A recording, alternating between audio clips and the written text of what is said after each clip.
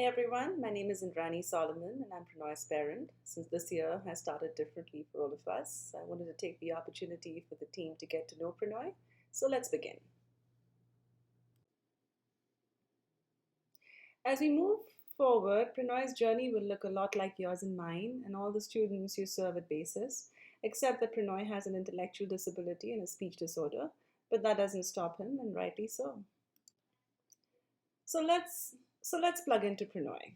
13 years old, loves music, basketball, the ocean, loves to swim. He's been swimming for 2 hours every day now that it's summer. His favorite subject still is chemistry, 3 years in a row, which is pretty cool.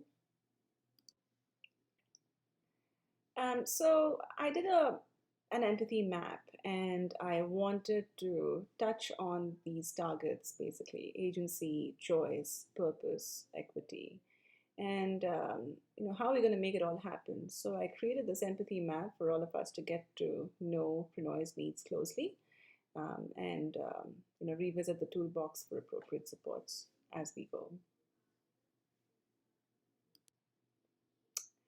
This is a SWOT analysis that I worked on for us to know Pranoy's strengths and stretches, also the opportunities and challenges in the school community, so we as a team find pathways for success as he transitions to high school and beyond in the near future. So if I were to define the objectives for the goals we as a team come up with, I would like for all of us to understand the objective as essentially being the path, meaning it becomes our goal. So we figure out the gaps and we work toward those solutions, and then think backwards. And just like, you see an example here for Pranoy not being able to comprehend why. And so, how do we incorporate that in his subjects? And what is the gap that's causing us to help facilitate that learning? And how we can provide those supports to him for him to show his learning to us. So I came up with a slide that says, what can we do with what we have? And the reason I did that was because I know that we have a lot, in our toolbox already. We have qualified teachers. We have a robust curriculum. We just have to figure out how that curriculum can be responsive to all learners, especially Pranoy, and what adjustments we can make to the curriculum for students with learning challenges like Pranoy. And ultimately, all students are going to get out and about in the community. And we've got to work on these skills: communication skills, teamwork skills. And, all this happens when we find opportunities in the school building to make him stronger and reach the point where he can reach out and contribute to society one day. So a user-centered curriculum is as good as its usability. And I wanted to bring all these traits of usability in front, just so we understand and are able to relate to each of them in the education field, which we normally do.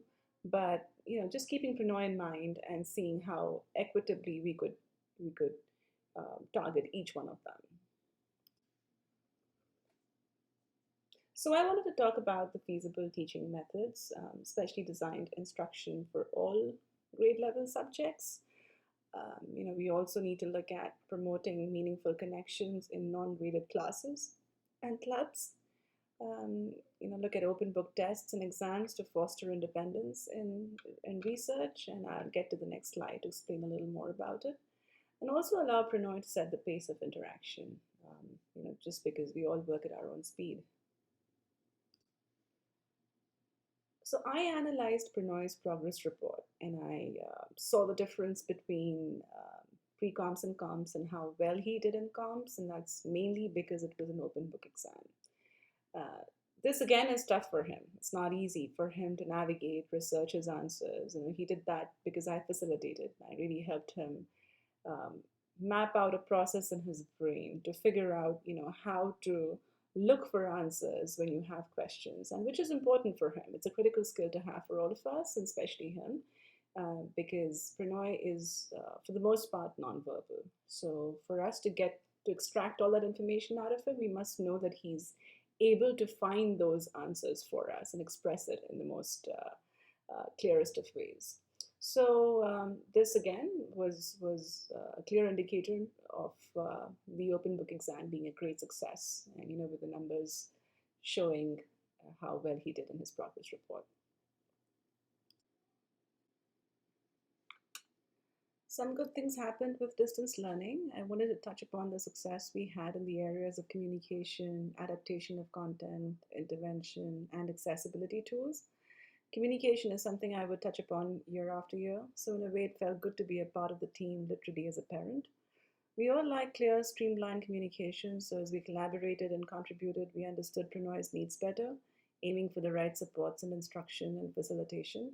Of course, there's work to do, but we as a family are thankful to see that change.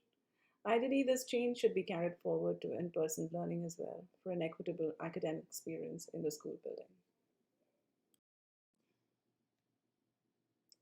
So as you can see here, Pranoy's needs are my needs and your needs as well. We all need acceptance, belongingness, control, meaningful existence wherever we work or whatever we do.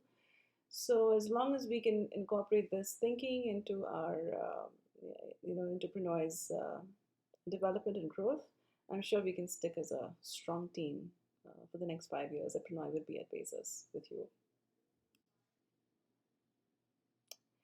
And here's a glimpse of what Pranoy's been up to this summer. He's been painting and jamming and stitching and graphing and writing and making banana splits. And yeah, so we hope to see you soon. Enjoy the rest of your summer. And I hope this presentation helps everyone understand Pranoy. Thank you for your time.